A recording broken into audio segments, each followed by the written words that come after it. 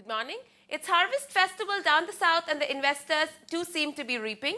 The gains on the bourses have been bountiful even as global markets continue to remain shaky. The question now is if the Nifty will be able to break past the 5,500 levels convincingly. The FNO expiry is expected to add volatility.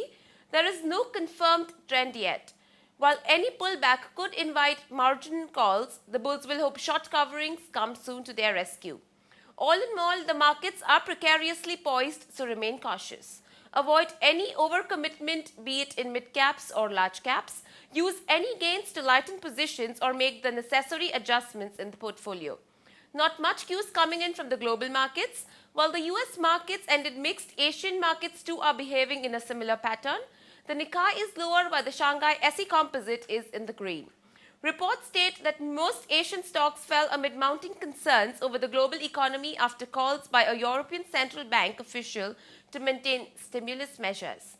The Ministry of Chemicals and Fertilizers has sought the opinion of the Law Ministry on plans to expand the span of price control to all drugs mentioned in the National List of Essential Medicines. Finance Minister has privately conceded that the implementation date of April 2011 for GST would be missed.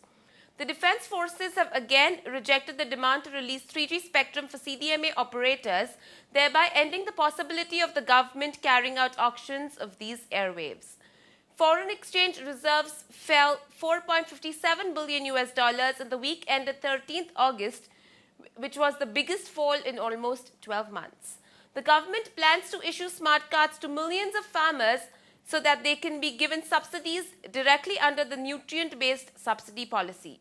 In Q1 of financial year 2011, the fiscal deficit has been brought down to 10.5% of the budget estimated for 2010-11 as against 31% in the same period last year.